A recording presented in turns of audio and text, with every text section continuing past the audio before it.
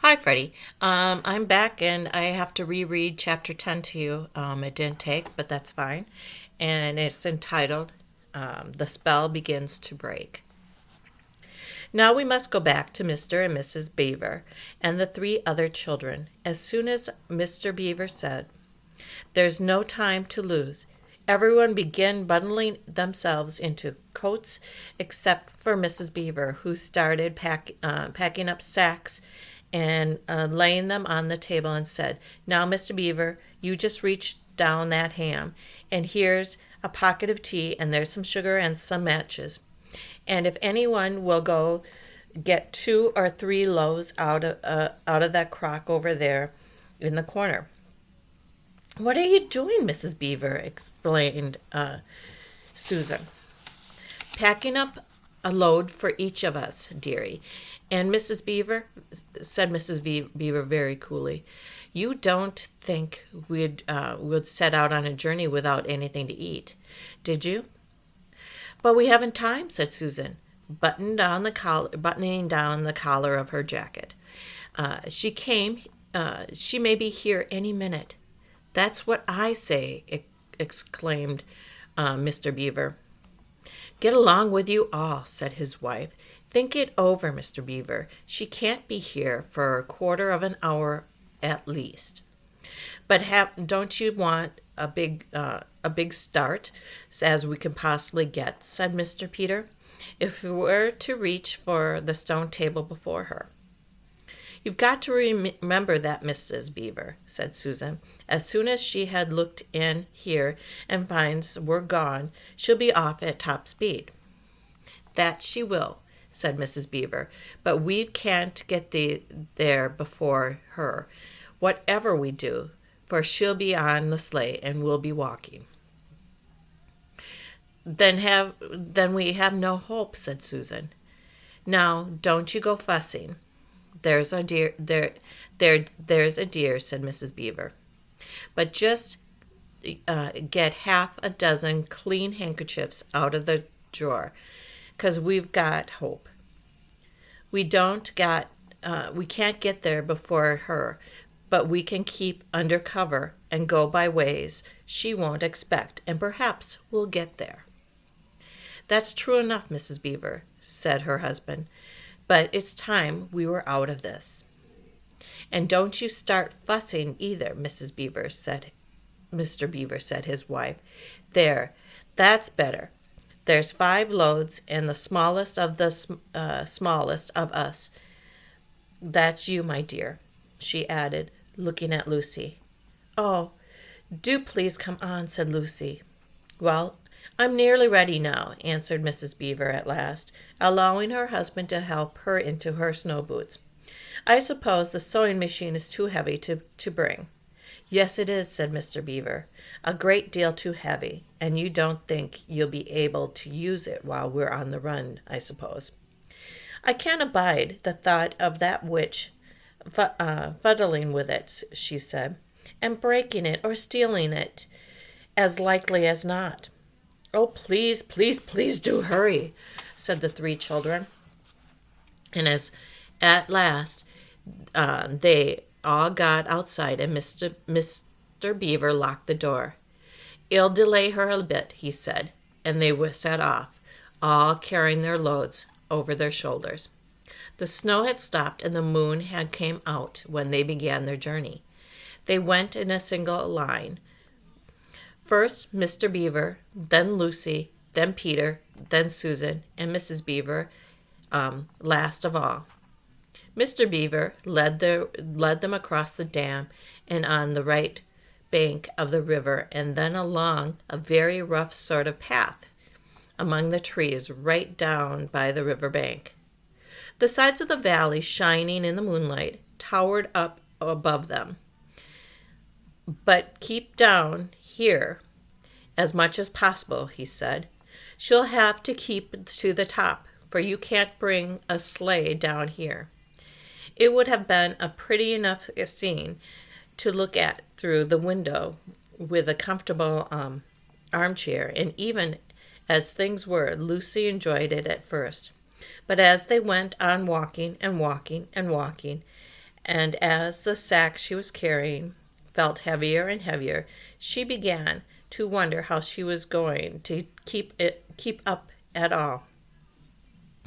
And to her surprise, looking at the dazzling bright light of the frozen river, with all its waterfalls of ice and of the snow masses on the treetops, and the great glaring moon, and the countless stars, and could only watch the little short feet of Mr. Beaver going pat, pat, pat, pat through the snow in front of her, as if they were never going to stop.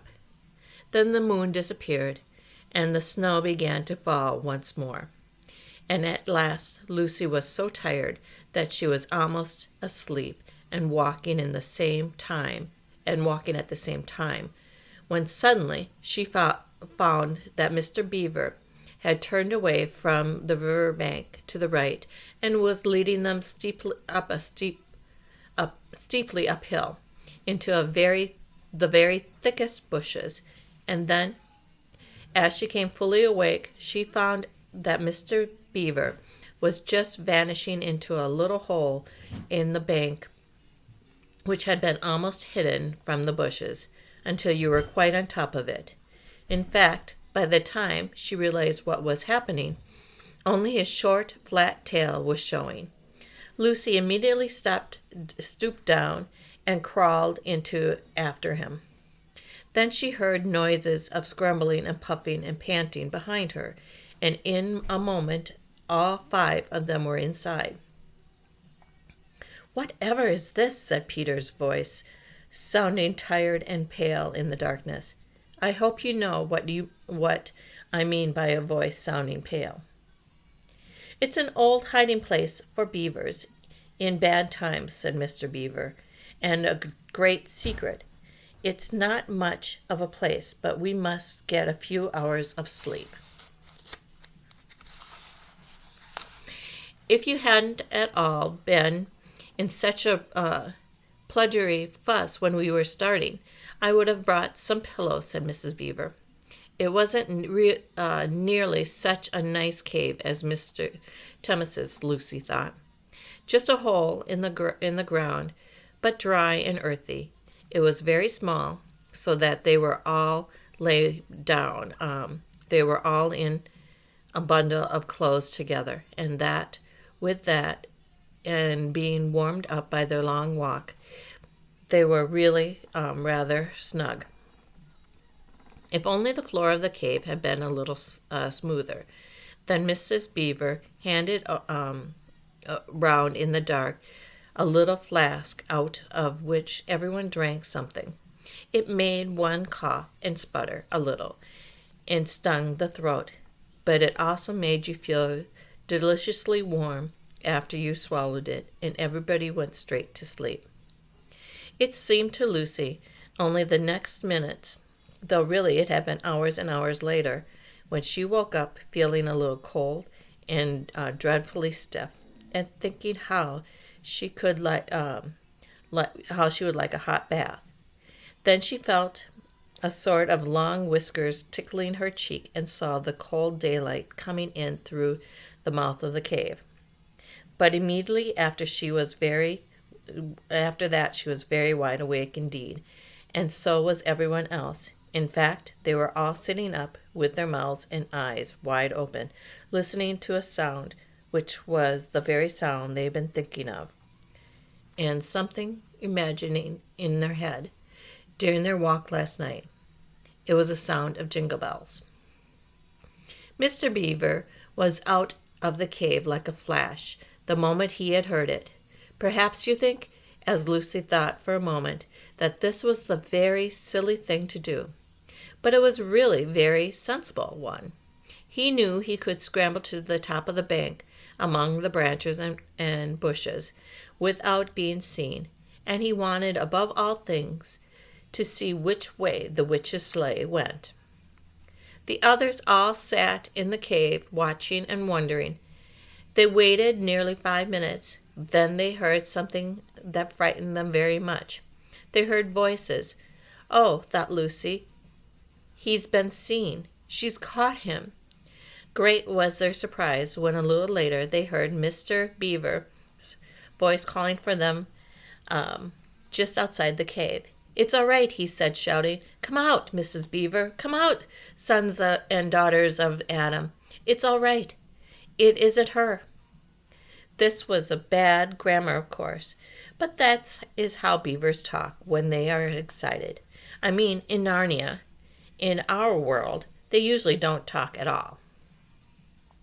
So Mrs. Beaver and the children came bundling out of the cave, all blinking in the daylight and with earth all around them and looking very frosty and unbrushed and uncombed and with the sleep still in their eyes.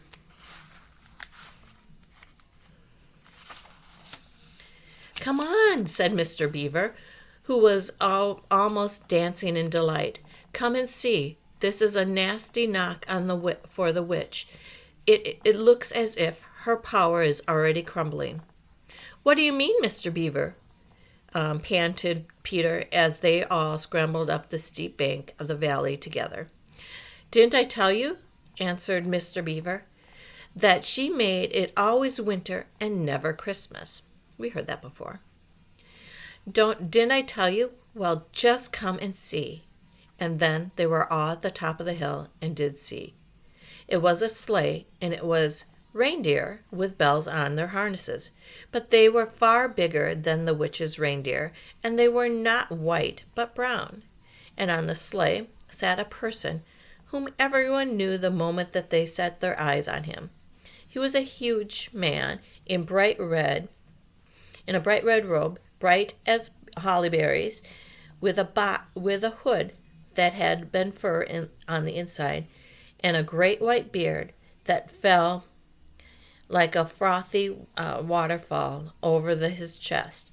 Everyone knew him because, though they see people of his sort only in Narnia, you see pictures of them and hear them talk about even in our world, the world on this side of the wardrobe. But when you really see them in Narnia, it is rather different. Some of the pictures of Father Christmas in our world make him look really funny and jolly. But now that the children actually stood looking at him, they didn't find it quite like that. He was so big and so glad and so real that they all began quite still. They felt very glad, but also solemn. "I've come at last," he said. "She has kept me out for a very long time, but I have got in at last. Allison is on the move. The witch's magic is weakening." And Lucy felt running through her a deep shiver of gladness, which she only got if you are being solemn and still. "And now," said Father Christmas, "for your presents. There is a new and better sewing machine for you, Mrs. Beaver. I will drop it off at your house as I pass." "If you please, sir," said Mrs. Beaver, making a curtsy. "It's locked up." "Locks and holes and bolts make no difference to me," said Father Christmas. "And as for you, Mr. Beaver, when you get home, you will find your dam finished and mended, and all the leaks stopped, and a new Celeste gate fitted." Mr. Beaver was very pleased when he opened his mouth very wide, and then found that he couldn't say anything at all. "Peter, son of Adam," said Father Christmas. "Here, sir," said Peter. "Here's your present." And the answer, and they all are tools, not toys. The time to use them is perhaps near at hand. Bear them well. With these words he handed Peter a shield and a sword. The shield was the color of silver, and across it there ramped a red lion, as bright as a ripe strawberry at the moment when you pick it. The hilt on the sword was of gold, and it had a sheath and a sword belt and everything it needed. and it was just the right size and weight for Peter to use. Peter was silent and solemn as he received these gifts, for he felt that they were the very serious kind of gift. "Susan, Eve's daughter," said Father Christmas, "these are for you," and he handed her a bow and a quiver full of arrows and a little ivory horn. "You must use the bow only in great need," he said, "for I do not mean for you to fight in a battle. It does not easily miss, and when you put this horn to your lips and blow it, then whenever you are, I think help of some kind will come to you." Last of all, he said to Lucy, Eve's daughter, and Lucy came forward. He gave her a little box of what looked like glass, but people said afterwards that it was made of a diamond, and a small dagger in this bottle. In a small dagger. "In this bottle," he said, "there is a cardinal made of juice of one of the fire flowers that grow in the mountains in the sun. If you or any of your friends are hurt, a few drops of this will restore them. And the dagger is to defend yourself at great need, for you also are not to be in the battle." "Why, sir?" said Lucy. I don't know, but I think I could be brave enough." "That is not the point," he said, "but battles are ugly when women fight, and now," here he suddenly looked less grieved, "here is something for the moment for you all."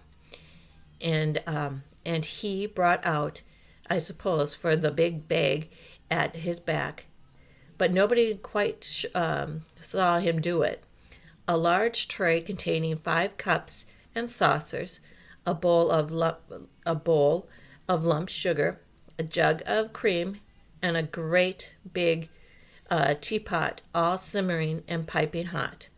Then he cried out, "Merry Christmas! Long live the true King!" and cracked his whip, and he and the reindeer and the sleigh and all were out of sight before anyone realized what they had started. Peter had just drawn his sword out of his sheath and was showing Mr. Beaver when Mrs. Beaver said, Now, don't stand talking there till the tea gets cold. Just like men, come and help yourself help to carry the tray down, and we'll have breakfast. What a mercy! I thought of bringing a bread knife."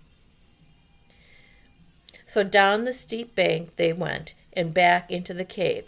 Mr. Beaver cut some of the bread and ham into sandwiches, and Mrs. Beaver poured out the tea, and everyone enjoyed themselves. But long before they had finished everything themselves, Mr. Beaver said, "Time to be moving on now." So that was a good chapter. I'm glad I got a chance to reread it. Okay, so let me upload this for us then.